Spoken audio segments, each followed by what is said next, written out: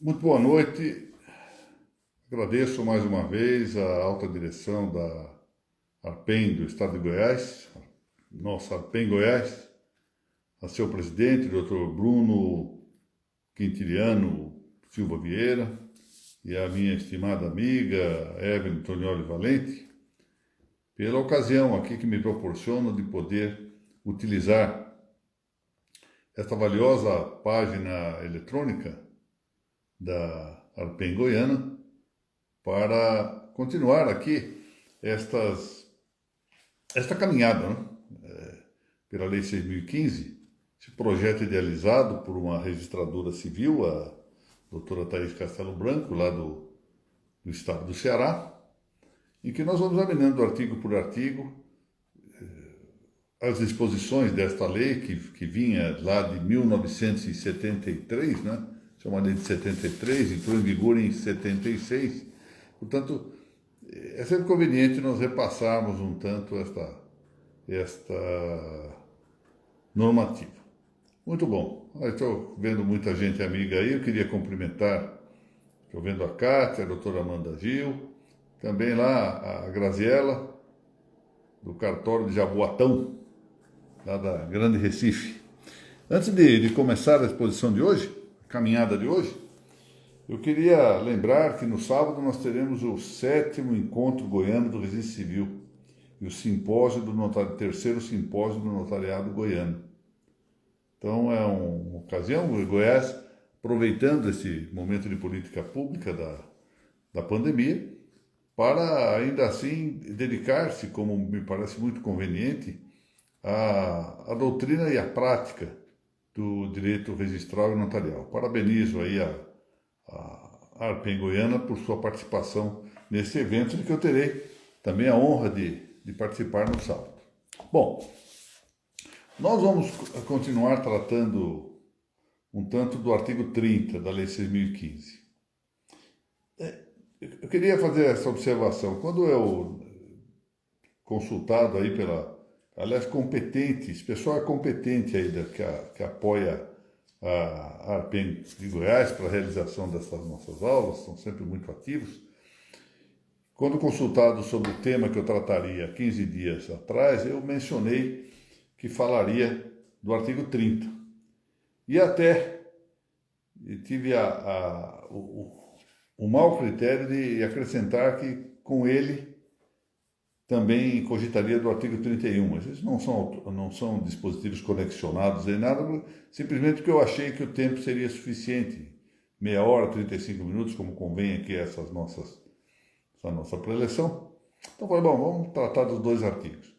Só que quando eu me pus a examinar o que eu tinha que falar sobre o artigo 30, não deu tempo há 15 dias, fiquei só no caput, expondo só questões relativas ao caput, fizemos uma história, devem lembrar-se, uma certa história de como surgiu o tema da gratuidade no registro civil. Nisso eu procurei acompanhar a excelência da aula que a Evelyn proferiu aqui em São Paulo, aqui para o Centro Universitário Ítalo-Brasileiro.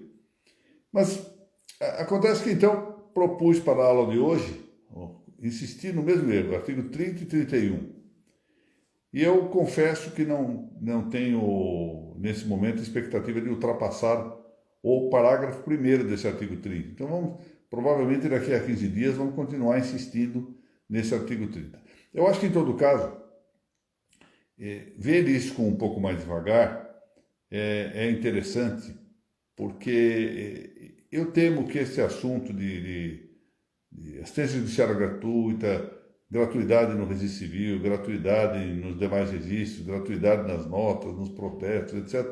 Isso tudo reclama um pouco mais de aprofundamento, de meditação, de ponderação, para que as soluções possam ser efetivamente tomadas com temperamento, sem negar os casos em que pareça convir a gratuidade, mas também sem exacerbar essas situações. Então, peço escusas, mas vamos continuar lentamente aqui nessa caminhada. Há momentos em que a caminhada é como se fosse uma uma subida, deve se fazer mais devagar. Bom, o que diz o parágrafo 1º desse artigo 30, que nós vamos tratar hoje, principalmente? Vou fazer uma pequena referência ao parágrafo 2º também, e, claro, nós de quando em quando vamos ter articular um relacionamento com o caput desse artigo 30. Mas vamos ver o que diz o parágrafo 1º. Os reconhecidamente pobres estão isentos de pagamento de emolumentos pelas demais certidões extraídas pelo cartório de registro civil. Esse dispositivo, que eu vou repetir, os reconhecidamente pobres estão isentos de pagamento de emolumentos pelas demais certidões extraídas pelo cartório de registro civil, tem a sua redação determinada pela Lei 9.534 de 1997. Muito bem. Nós temos aqui, nessa norma, uma suposição, ou talvez se deva dizer mais acertadamente, um pressuposto ou requisito material ou intrínseco para essa gratuidade, que é o fato de alguém ser reconhecidamente pobre. O que eu pretendo hoje examinar é a confluência de dispositivos legais que podem levar a essa caracterização com seus efeitos no registro civil das pessoas naturais. Então, sobretudo aqui nós vamos examinar a convergência, em alguns aspectos, pelo menos o concurso que vem da norma hoje estabelecida nos artigos 98 e 99 do Código de Processo Civil, Código de Processo Civil 2015, para verificar, então, quais são as características que nós devemos destacar numa e noutra incidência legislativa, incidência da própria Lei de Registros Públicos, a Lei 6.015, e a incidência do Código de Processo Civil. Bom, quando nós pensamos nessa ideia do reconhecidamente pobre, isso é um estándar. O que é ser reconhecidamente pobre? Nós tínhamos na metade do século passado, e de lá até a vigência do atual Código de Processo Civil 2015, portanto, uma legislação que, com alterações pontuais, é verdade, mas prevaleceu durante 65 anos, um dado critério. Seja mal ou bem, essa lei número 1060, de fevereiro, 5 de fevereiro de 1950, que era a chamada Lei da Assistência Judiciária Gratuita, era uma lei que dava critério. Ela vinha baseada em grande medida na legislação anterior. Nós vimos há 15 dias, essa legislação era já proveniente do tempo do Império. E ela perseverou até a vigência do Código de Processo Civil. Esse Código de 2015, revogou expressamente, isso é interessante, revogou expressamente alguns artigos. Se nós formos lá no artigo 1072, no inciso 3º do Código de Processo Civil, nós vamos encontrar que o legislador diz expressamente que alguns dos dispositivos da Lei 1060 foram revogados. Então ele fala o artigo 2º, artigo 3º, artigo 4º, artigo 7º, artigo 11, artigo 12, artigo 17, estão lá referidos.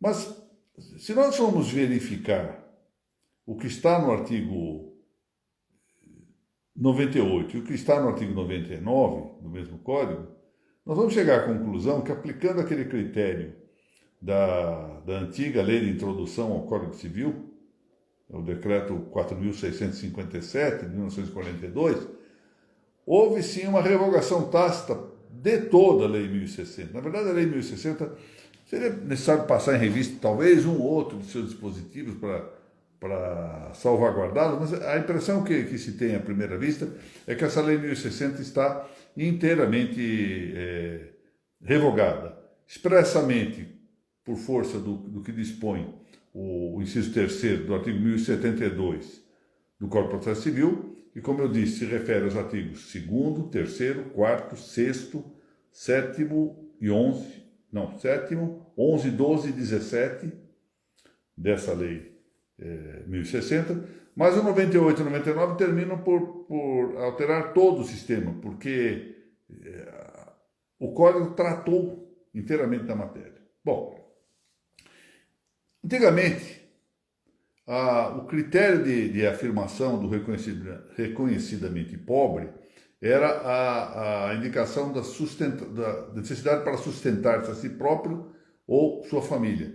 Esse critério, que estava no artigo 2º da Lei 1060, correspondia ao que já vinha previsto no Código de Processo Civil de 39.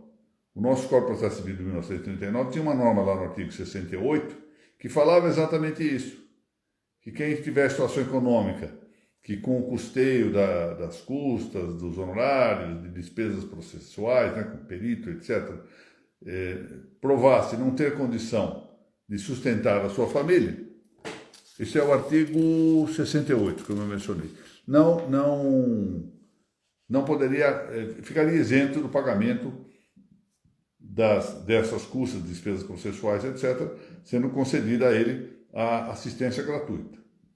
De algum modo, esse dispositivo que nos leva à ideia de hipossuficiência do necessitado da assistência judiciária gratuita se repete no artigo 98 do Código de Processo Civil, com a novidade no artigo 98 do Código de Processo Civil de que se concede também o benefício para a pessoa jurídica.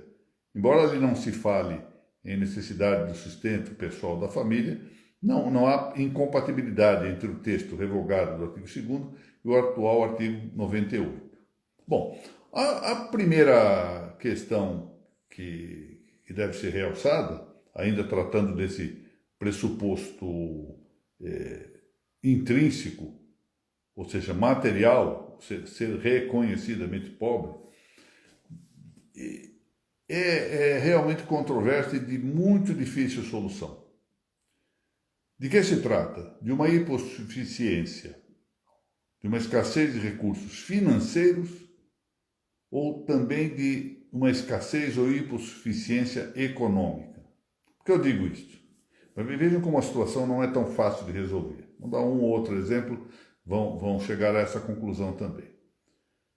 Uma determinada pessoa tem um grande patrimônio e um belo dia sofre, por exemplo, uma ação de improbidade e todo o seu patrimônio se torna indisponível.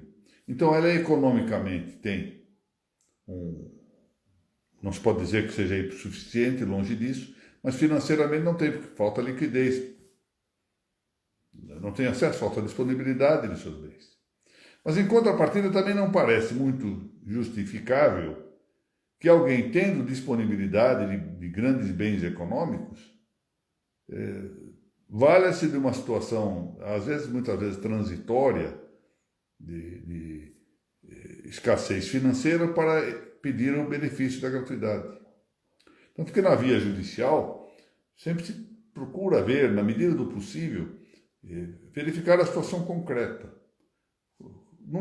Nessa segunda ilustração que eu dei, imaginemos a situação de uma pessoa, Tício, famoso Tício lá dos nossos tempos, dos bancos das faculdades, né? Tício recebe uma grande herança com 30 imóveis, vários automóveis, etc. Mas ele, na verdade, era um moço pobre. Então ele disse, mas eu ganho muito pouco, eu ganho um salário mínimo. Então, o senhor é dono de vários imóveis e tudo mais, e o senhor vai pedir assistência judiciária gratuita? Então, aqui, nesse caso, parece justificar-se que nós vejamos a situação econômica, não só a situação financeira. É muito comum, por outro lado, que o confronto entre a exigência, no caso judicial, por exemplo, pagamento de custas judiciais e previsão de verba honorária, seja feita com o que alguma pessoa ganha num mês. Isso também não é critério, esse critério não está na lei. Ou seja, há um estándar e uma certa dificuldade de apreciar exatamente quando cabe uma coisa, quando cabe outra. Mas, agora, já essa história essa trajetória de verificar quem é reconhecidamente pobre, no plano judicial, comecemos com o plano judicial, porque o que eu estou tentando mostrar é o reflexo da assistência judiciária gratuita no registro civil. Quando nós vamos verificar, agora já se trata de um pressuposto formal ou extrínseco, ou seja, o rito que se deve seguir para avaliar essa situação, nós vamos ver que houve uma modificação interessante acerca da forma como os juízes tratavam essa assistência judiciária gratuita.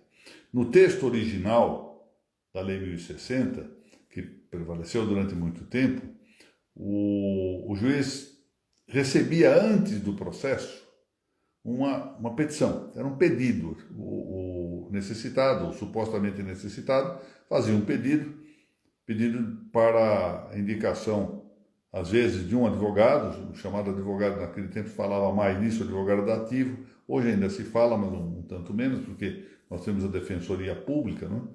Fazia um pedido, às vezes pedia a designação de advogado, ora dizia que já tinha advogado, mas que precisava da assistência judiciária gratuita para não custear o processo.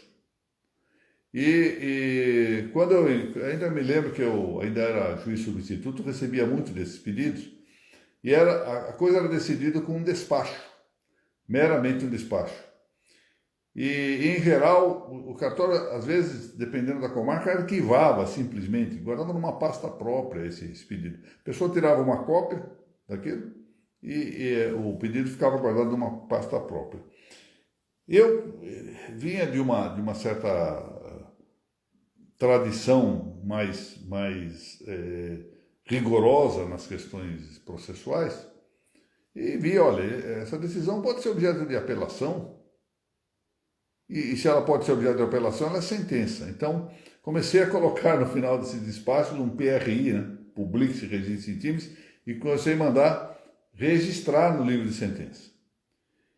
E aí houve uma coisa interessante, porque eu era juiz substituto, né? Quando chegaram na comarca para uma correição, os juízes mais antigos, mais experientes do que eu, estranharam aquilo. Vieram falar comigo: você está mandando registrar isso? É sentença, é apelável. E os colegas, embora mais antigos, me deram razão, então, a partir daí se começou a pensar em que isso realmente deveria ser objeto de uma decisão um pouco menos burocrática, no fundo, porque quando se começa a pensar que isso é uma sentença, que é uma decisão, que não é um mero assinar de um carimbo, as coisas começam a tomar maior vulto. E é a vantagem de que, a partir dessa ideia, a gente começa a examinar um pouco mais o suposto material, se está ou não diante de uma situação reconhecidamente pobre. Mas o fato é que logo veio alguns anos depois, houve uma mudança dessa legislação, passou a admitir-se o pedido de gratuidade na própria petição de ajuizamento, a petição inicial do processo, o juiz deferia ali mesmo, incidentalmente, e além disso, juntamente com essa admissibilidade de maior rapidez, né, no processamento, ou seja, não demandava um pedido anterior, também se deu a presunção relativa, hein, da necessidade a partir da afirmação, da só declaração do supostamente necessitado. Nós sabemos, houve várias previsões de se alguém faltasse com a verdade, poderia responder pelo décimo das custas, depois pensou-se em processo penal, etc. Nos meus 42 anos de magistratura não vi um único caso em que se tenha procedido desse modo. Ou seja, às vezes há impugnação ao direito da gratuidade, a impugnação é aceita, mas nem por isso se vai adiante, por entender que falta aqui ou ali o requisito do dolo, etc. E a coisa fica assim. Isso nunca funcionou. Bom, diante dessa situação, agora surge uma situação nova que nós temos que considerar, que foi exatamente o advento do Código de Processo Civil. E que nos traz realmente um quadro efetivamente novo para nós considerarmos o tema. Na Lei 1060, e nem no Código de 39, muito menos no Código de 73 de Processo Civil, não havia nenhuma referência de que a assistência judiciária gratuita expandisse os seus efeitos para fora do processo. Ao revés, desde o Código de 39, com a Lei 1060, sempre se disse que a assistência judiciária gratuita cobria todos os gastos do processo até instância final, até julgamento final, até o seu desfecho, o que podia, uma das normas fala, podia abranger a execução, mas nunca se pensou diretamente em expandir esse efeito para fora do processo. Foi, na verdade, uma certa jurisprudência de caráter administrativo, sobretudo a jurisprudência administrativa, que passou a entender, e aqui em São Paulo, algumas decisões entenderam que se dava isto ipso facto. Só fato de reconhecer a assistência judiciária gratuita num processo já implicava, estou falando dos tempos anteriores ao Código de 2015, não é? Já implicava o mesmo efeito na esfera extrajudicial, dos cartórios extrajudiciais. Bom, esse é o primeiro ponto de novidade que se apresenta com o Código de 2015. Porque o Código de 2015 admite expressamente no inciso, acho que é o inciso, salvo engano, 9º do parágrafo 1º do artigo 98, que o efeito da gratuidade da justiça se aplica, eu tenho o texto aqui, se aplica, estende-se aos atos que devam ser praticados por notários registradores, essa parte final que está no código, que é o seguinte: desde que necessário o registro, desde que necessária a averbação, desde que necessária a prática de outro ato, para a efetivação da decisão judicial ou a continuidade do processo.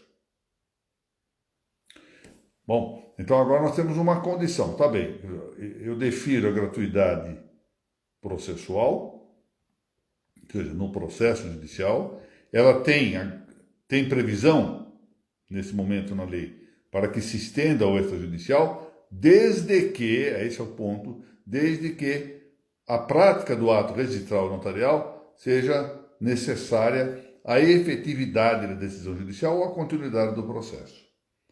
Bom, nós temos um mundo de coisas a examinar aqui, porque é muito difícil ter uma fórmula geral para isso. Por exemplo, vamos num processo judicial, temos lá a adjudicação ou arrematação de um imóvel. Bom, a adjudicação e a arrematação são aquisições que têm caráter constitutivo, e no direito brasileiro, os atos intervivos demandam registro imobiliário para que opere seus efeitos. Então parece que se um necessitado, se alguém que goze, que frua dos benefícios da assistência judiciária gratuita, adjudica o imóvel ou arremata esse imóvel, ele terá realmente direito à expansão dessa gratuidade para o registro da adjudicação e da arrematação. Esse é o primeiro ponto.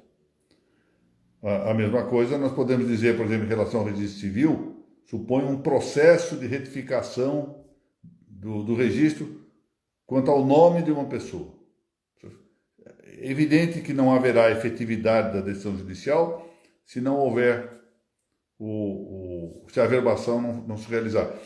Pois esse ato deve ser realizado se o beneficiário, se o interessado for beneficiário da gratuidade da justiça, também sob o palio expandido da gratuidade deferida no processo.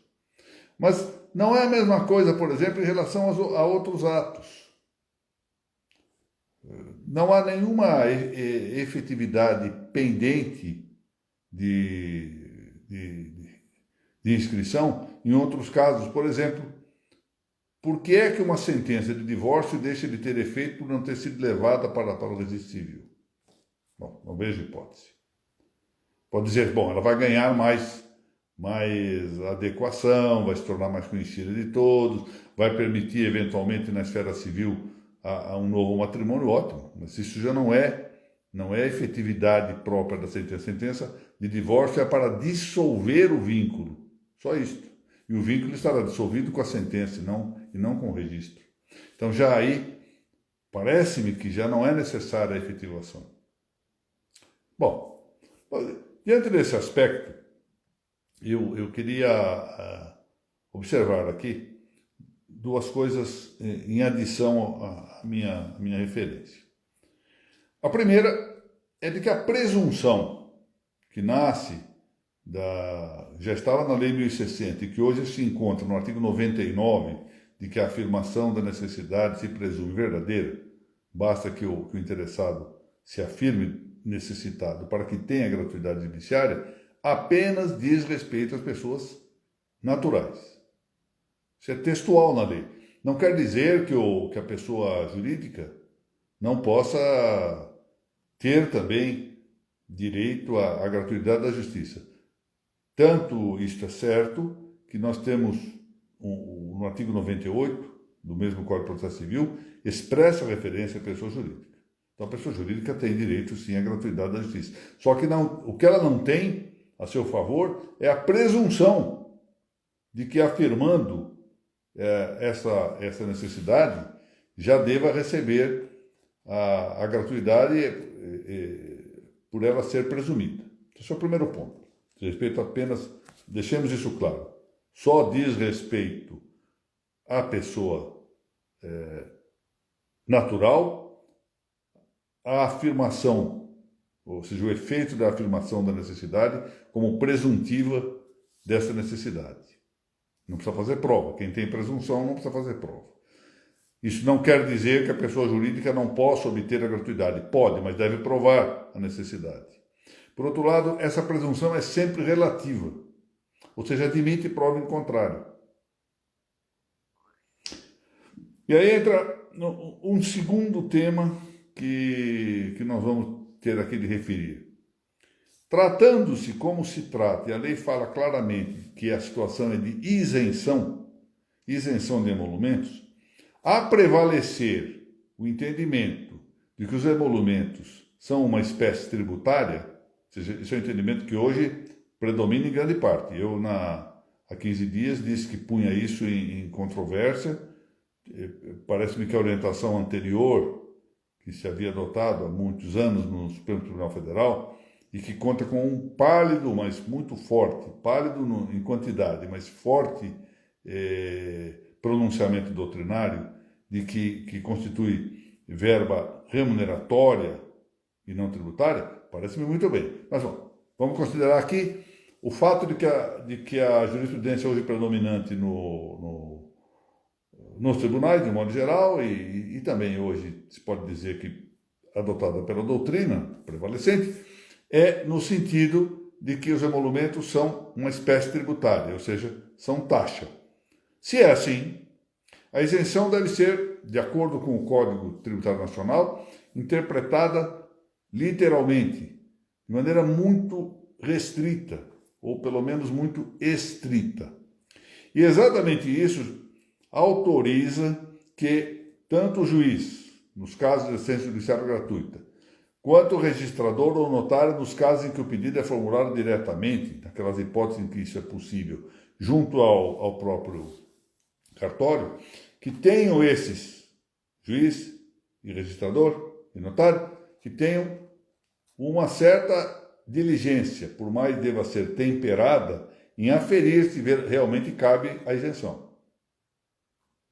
Não é meramente afirmar e pronto, está aceito. É claro que já sabemos que há hipóteses em que essa isenção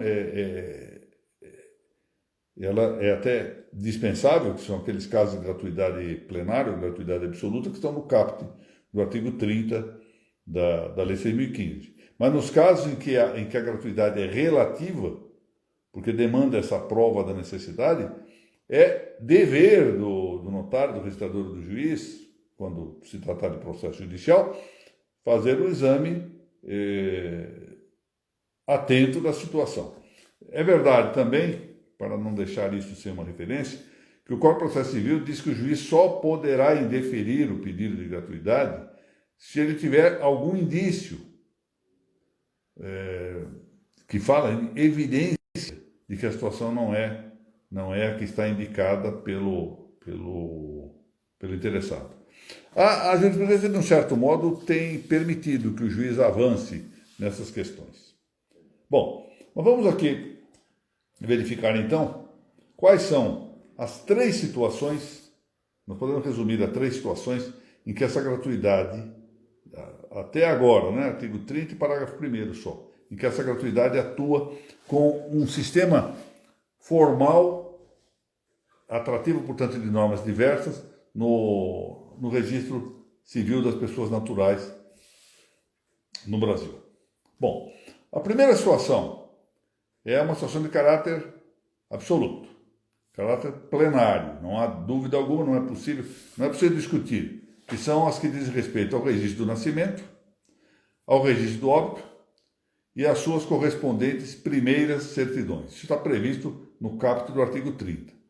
Aqui é um problema de gratuidade, como eu disse, plenária, não tem que discutir se a pessoa é pobre, se não é. Está previsto na lei que o ato é gratuito, ponto e basta. Bom, a partir daí nós temos outras 2 situações de caráter relativo. Uma é essa que nós acabamos de ver, e que já vamos tratar novamente mais à frente, que vem do Código de Processo Civil. Então, quando nós vamos verificar que é a discussão sobre se pode ou se não pode considerar-se como ato indispensável, necessário à efetividade da decisão proferida. Outra é a que vem da habilitação para o casamento, o registro e a primeira certidão, que serão isentos de emolumentos, custas, etc., para as pessoas cuja pobreza for confirmada, de acordo com o que está no parágrafo único do 1512 do Código Civil de 2002 e que também está na Constituição. Mas aqui o que é preciso considerar, está em parte na Constituição, né? Aqui o que é preciso considerar é como é que nós vamos confirmar esse estado de pobreza. Parece que, nesse caso, deve adotar-se por analogia a regra do parágrafo 2º do artigo 30 da Lei 6.015, que diz o seguinte: o estado de pobreza será comprovado por declaração do próprio interessado ou arrogo, tratando-se de analfabeto, neste caso acompanhado da assinatura de 2 testemunhas. É novamente, esse parágrafo 2º, a afirmação que já está no Código para o 99 do Código, parágrafo 2º, em relação à assistência judiciária gratuita. De maneira que, aqui, por a falta de outro dispositivo, parece que esse está bem. A pessoa afirma o estado de pobreza, mas é aqui, exatamente, nesse ponto, que cabe ao registrador a análise temperada, de saber se é verdadeira ou não a afirmação, porque se trata de uma presunção relativa. Há também uma outra hipótese, também de caráter relativo, que é a que está prevista nesse parágrafo 1º que nós estamos comentando, que diz respeito às demais certidões expedidas pelo Registro Civil. Bom, vejam o que a lei diz. Os reconhecidamente pobres estão isentos de pagamento de emolumentos pelas demais certidões. Há 2. Não, doutora Mônica, está me perguntando. Quanto à habilitação, está previsto no 1512, a meu ver, do Código de Processo Civil. Quanto ao conceito de demais certidões, parece-me o seguinte: nós temos 2 opiniões. Uma opinião expansiva. E diz, olha, são as demais certidões, além dessas que estão previstas no caput, todas as demais. Sempre, em toda parte, etc. Parece-me excessivo esse entendimento. O que sim me parece, aqui me deva considerar, por demais certidões, é que se leia esse parágrafo, como deve, em princípio, ser, de consonância com o que está no caput. Os parágrafos geralmente devem seguir numa hermenêutica comum, rotineira, ela comporta exceções, mas rotineiramente os parágrafos devem ser interpretados em conformidade com o caput. O caput fala em primeiras certidões. E o parágrafo 1º fala em demais certidões. Não haveria necessidade desse advérbio, demais, se não fosse exatamente para referir-se que, além daquelas primeiras certidões, outras que se referem aos mesmos atos que estão no caput. Do contrário, poderia ter dito apenas isso, olha, haverá sempre, aos reconhecidamente pobres, se darão todas as certidões do registro civil. Então, penso que a melhor interpretação, a melhor compreensão normativa, nesse caso, da expressão demais certidões, é para se referir a segundas vias das certidões que estão referidas no caput. Esse é um ponto que eu queria mencionar. Lembremos agora um tema para nós prosseguirmos aqui na análise, que é o que está previsto no artigo 90 e parágrafo 8º do artigo 98 do Código de Processo Civil, que eu vou ler aqui. Havendo dúvida fundada quanto ao preenchimento atual dos pressupostos para a concessão de gratuidade, o notário ou registrador, após praticar o ato, pode requerer ao juízo competente para decidir questões notariais ou registrais a revogação total ou parcial do benefício ou a sua substituição pelo parcelamento, etc. Bom, nós temos um problema interessante aqui. Eu tenho forte dúvida sobre a constitucionalidade dessa regra. Então, o registrador ou notário, nos casos de assistência judiciária gratuita, suposto que se trate de ato que ele afira ser necessário para a efetividade da decisão judicial ou continuidade do processo judicial e deva ser realizado, ele, além de resultar de efetivar o ato, praticar o ato, independentemente de discussão, porque assim manda a lei, a partir disso ele pode levantar o que, no fundo, à frente deverá ser chamado de novo processo de dúvida sobre emolumentos, a questão perante o corregedor permanente, ou nos estados que chamem de diretor do fórum,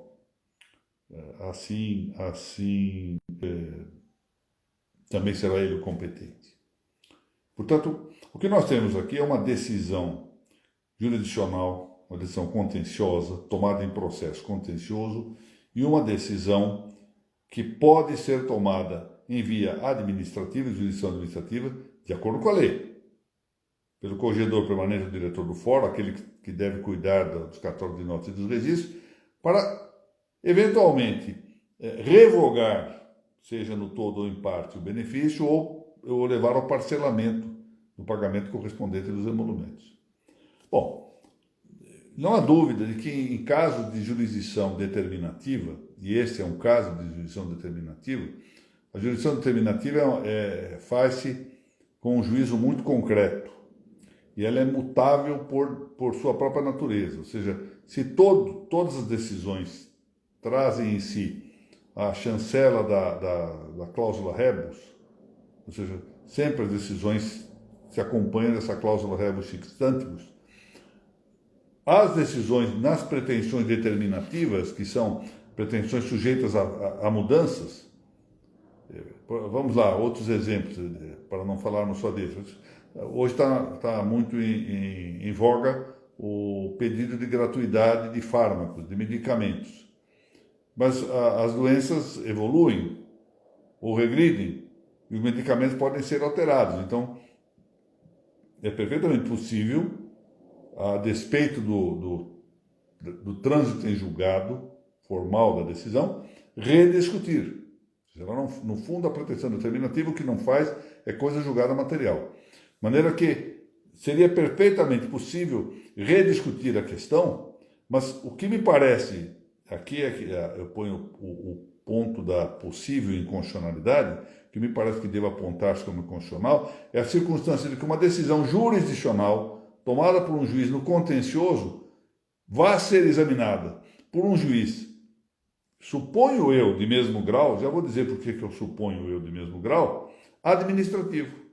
É um juiz administrativo que vai revogar uma decisão jurisdicional contenciosa, é isto? Ou seja, uma decisão administrativa se sobrepondo à decisão jurisdicional, de mais ou menos como ocorre hoje, não é? Quer dizer, suspensões administrativas de medidas liminares jurisdicionais são frequentes em nossos tempos, porque a legislação permite isso. E aqui estamos permitindo outra vez uma decisão administrativa adotada pelo juiz corregedor permanente ou diretor do fórum, que cuide das notas e dos registros, revogando, no todo ou em parte, uma decisão jurisdicional. E eu estou supondo que sejam juízes de mesma instância. Por que eu estou supondo isso? É uma suposição benéfica em favor da lei, para não dizer que eu estou forçando muito a nota contra a lei. Mas que pode ocorrer perfeitamente, e às vezes ocorre, que o benefício é concedido em segundo grau. É muito frequente isso. O juiz em primeiro grau indefere a gratuidade, a parte agrava, o juiz, o colegiado em segundo grau, diz, não, esse é caso de conceder mesmo o benefício da gratuidade. Aí concede. Esse benefício se expande para atingir os emolumentos, a isenção de emolumentos, e aí que faz o interessado, o notário registrador, pede ao corregedor permanente dele que casse o acórdão, é isto? Revogue o acórdão?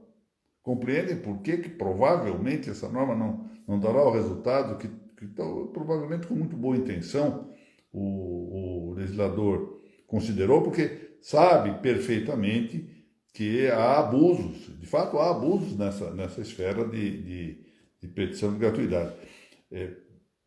Para que se tenha ideia, eu soube de fonte, não vi a documentação, é verdade, mas de fonte fidedigna. Há casos em que bancos, depois de julgado o caso, incidentam o processo com um pedido de gratuidade só para utilizar essa gratuidade no âmbito do extrajudicial. Então, compreendo que essa é uma questão delicadíssima, que exigiria um tratamento específico melhor. Bom, ficamos com isso por agora. A minha pretensão é, na próxima semana, que é 15 dias, melhor dizendo, completar essa história dos demais parágrafos aqui do artigo 30, eventualmente tratado do artigo 31, e dar um fecho, porque o dispositivo é muito grande, é muito largo, com vários parágrafos, e há situações de conexão que mereceriam uma análise, uma visão de conjunto mais sistemática. Alguém aqui fez uma observação de que há também isenção de custas dadas, não sei se pela tabela ou por lei local, decreto local, etc. Infelizmente, isso cai no ambiente comum de que as gratuidades são, do ponto de vista político, muito interessantes. E, às vezes, nós enfim, é razoável entender isso. Ou seja, uma certa tendência de nós nos apiadarmos da situação dos necessitados, dos mais necessitados, e inclinarmos as nossas soluções para supostamente defendê-los. Mas, na verdade, o que nós fazemos com isso é retirar tributos, não é só a parte propriamente da receita que ficará com o notário e com o registrador, é retirar tributos, portanto, retirar verbas que deveriam ser receita, suponho eu que se o Estado atuar como convém, receitas para a sociedade. Então, é uma forma de piedade um pouquinho de sintonia fina para encontrar uma solução temperada. Porque se de um lado nós devemos efetivamente não negar acesso à justiça e mesmo ao extrajudicial aos efetivamente necessitados, de outro lado não podemos tornar efetivamente necessitados situações em que não haja a realidade dessas circunstâncias. Então, vamos ter de ir convivendo com isso até encontrar melhores soluções. O fato é que nós sabemos que, por outro lado, não é incômodo para muitos conceder gratuidade quando essa gratuidade não atua no próprio bolso. Aqui em São Paulo, em determinado momento, as gratuidades eram frequentes, eram concedidas frequentemente, porque raramente há impugnações a gratuidades concedidas. É muito raro isso, né? Relativamente raro. E então era mais fácil conceder a gratuidade, evitar agravos, e isso tudo. Havia uma tendência para isso, além de que se inclinava os juízes com boa intenção, mas às vezes sem o caráter de discrição necessária para apurar o caso. Isso eu digo com todo respeito aos colegas que assim decidiam. E o fato que deferiam por assim dizer, em série. Até que se começou a perceber que isso implicava uma perda de receita para o próprio tribunal. E a partir daí é curioso, isso é um fato externo. Houve gente que veio me procurar para dizer que estava preocupado com isso. Isso não me preocupa absolutamente nada, não é esse o critério que nós devemos considerar. Para nós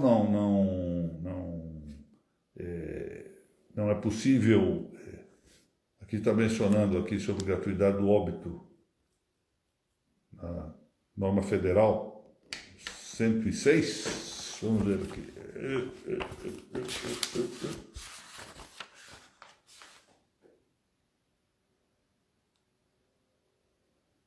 Diga-me o número dessa lei, essa lei federal, doutor Barbosa de Oliveira.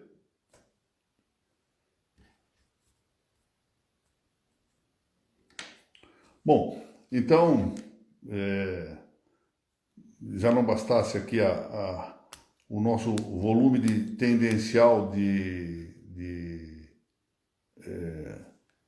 emergências legais para a caracterização da gratuidade plena e das gratuidades relativas, ainda vemos também uma certa tendência, tanto da jurisprudência administrativa, como até mesmo da jurisprudência contenciosa, em expandir os quadros de gratuidade. Bom, com isso, e novamente aqui lembrando que na semana que vem, nós vamos ter, semana que vem não, sábado que vem, nós vamos ter aqui o 7º Encontro Goiano do Registro Civil e com o terceiro Simpósio do Notariado Goiano. Mandaram-me aí aqui, ó. Isso aqui é para ficarem com inveja, tá vendo? Eu agradeço ao Dr. Bruno Quintiliano e a querida Evelyn Valente o convite que me formularam para o nosso encontro do Registro Civil, em que devo tratar no sábado à tarde, não é? Acho que na primeira hora, salvo engano, depois eu vou confirmar o horário, sobre o tema da prudência notarial. Um tema, até hoje disse, comentando aqui, que eu me dediquei por 2 décadas e tanto a ler sobre prudência, porque me interessava para a vida pessoal, para a minha própria vida. Essa é uma afirmação que eu tenho feito, de que a formação da consciência é algo para a vida inteira, e a prudência tem um papel decisivo nessa matéria, mas também para a vida profissional, para saber ser juiz. E o fato é que quando se estuda por muito tempo, quando se lê por muito tempo sobre um assunto, além da gente descobrir que falta muito para conhecê-lo, isso é uma coisa curiosa, quanto mais se estuda, mais se vê que faltam temas a apreciar e a conhecer melhor, tem-se também o risco de uma excursão demasiada, de uma análise muito dispersa para fazer uma palestra. Então, eu pretendo no sábado cedo organizar aqui para que o roteiro seja palatável para o estimado público que eu espero que possa, de algum modo, apesar das minhas deficiências, satisfazer nesse simpósio do Notariado Goiano e no encontro goiano de registro civil. Eu espero não decepcioná-los, porque quero estar à altura da honra que me concedem com este convite. Bom, então nós vamos prosseguir daqui a 15 dias, pois ainda na análise desse artigo 30, passamos ao 31, e eu farei então um fecho desta matéria. Quero novamente agradecer a todos os que estiveram aqui participando. Dei-me conta aqui da presença da doutora Margarete Maia, da estimada amiga Mônica Maria Guimarães de Macedo Della Vecchia, da doutora Amanda Gil, da Priscila de Paulo, da professora Kátia, da Evelyn, do Dr. Bruno e de todos mais que estiveram. Alguém me cumprimentou também aqui, o Dr. João me cumprimentou aqui no meio aqui da minha exposição. Os senhores sabem, né?